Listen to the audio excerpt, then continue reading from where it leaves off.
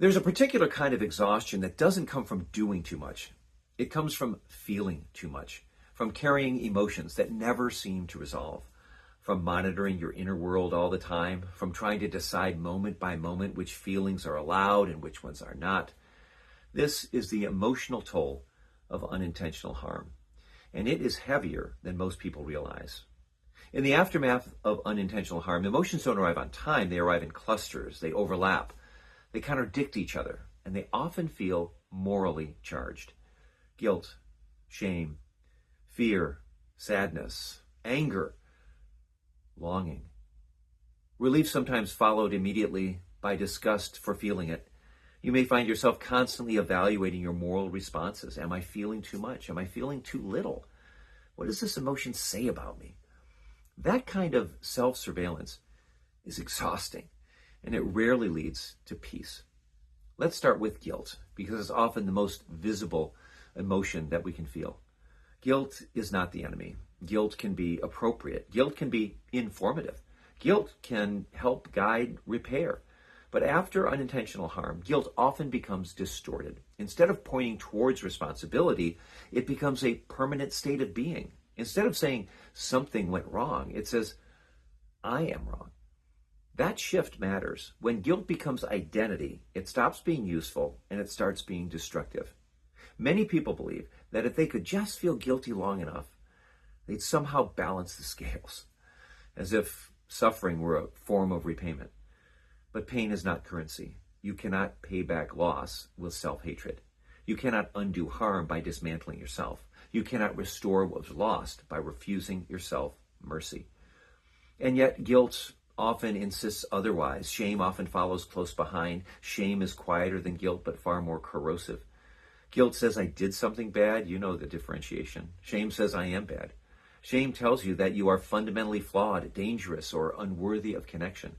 It encourages hiding, withdrawal, silence. And shame thrives in isolation. Many people who have caused unintentional harm believe that if others truly knew them, they would be rejected. So they curate, they perform, they stay guarded. They may be present physically, but emotionally, they remain hidden. Over time, that hiding becomes lonely. Another emotion that takes a tremendous toll is fear. Fear shows up in many forms. Fear of making another mistake, fear of being judged, fear of being misunderstood, fear of your own capacity to cause harm. Some people become hyper careful, almost frozen by the desire to never get anything wrong again. Others avoid situations that remind them of the event altogether. This is not irrational. It is trauma trying to prevent repetition.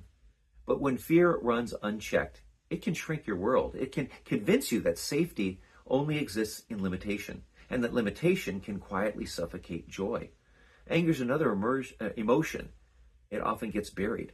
Anger at the situation, anger at circumstances, anger at systems that failed, anger at randomness, anger. It can feel forbidden, especially if someone else suffered greatly. How dare I be angry? What right do I have?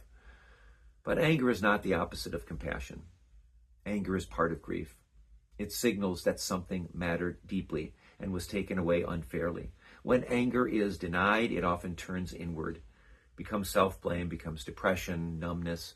Allowing yourself to acknowledge anger does not mean acting on it destructively. It means telling the truth about your internal experience. Sadness, too, can feel complicated. You may grieve the person who was harmed. You may grieve the life they lost. You may grieve your own life as it once was. That last one often brings guilt with it. How can I grieve myself when somebody else lost everything? But secondary losses matter. You may have lost innocence, trust, confidence, a sense of safety, a version of yourself you can never return to. Grieving those losses does not diminish the primary loss. It acknowledges reality.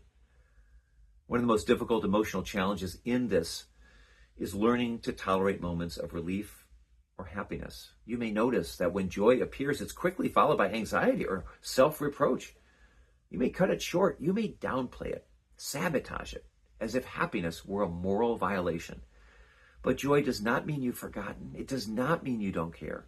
It does not mean the harm no longer matters. It means you're still alive. Another heavy part of the emotional toll is the constant internal questioning. Am I allowed to feel this? Should I feel worse? Should I feel different by now? These questions often arise because unintentional harm disrupts moral clarity. There's no clean script for how to feel, no socially acceptable emotional timeline. So you become your own judge, and that judge is often harsh. Part of healing involves learning to differentiate between emotions and actions. Feeling something does not mean that you're endorsing it.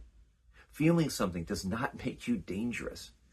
Feeling something does not define your character. Emotions are information, not verdicts. They tell you what is happening inside, not who you are as a person. Another key piece to keep in mind is recognizing emotional fatigue. Carrying unresolved guilt and shame, man, it takes energy.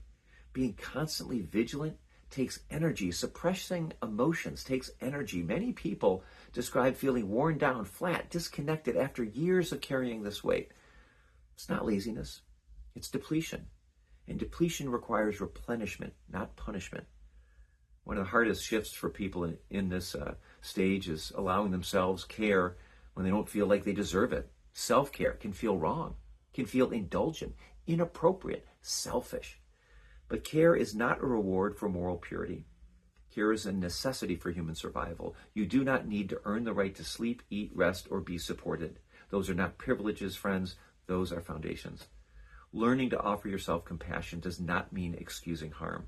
It means refusing to add more harm.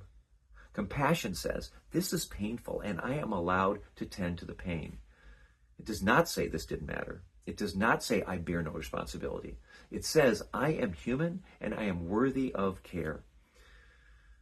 So you're invited to reorientation, away from emotional self-policing, away from endless self-interrogation, toward curiosity and gentleness. What if instead of asking, what's wrong with me, you asked, what am I carrying? What if instead of judging your emotions, you listen to them, not to obey them blindly, but to understand them? Healing does not require the elimination of difficult emotions. It requires learning how to live with them without letting them run your life. And this takes practice, it takes support, it takes patience, and often help. In this next video, we're going to talk about trauma and spirituality, about how unintentional harm can fracture meaning, faith, and trust, and how people begin to rebuild a sense of grounding after everything they believed felt shaken. For now, though, let this be enough. If your emotions feel heavy, contradictory, or overwhelming, you're not failing. If you're tired of carrying this, it makes sense. If you're still trying, that matters. The emotional toll is real, and it is not the end of the story. So friends, let's just keep going on together.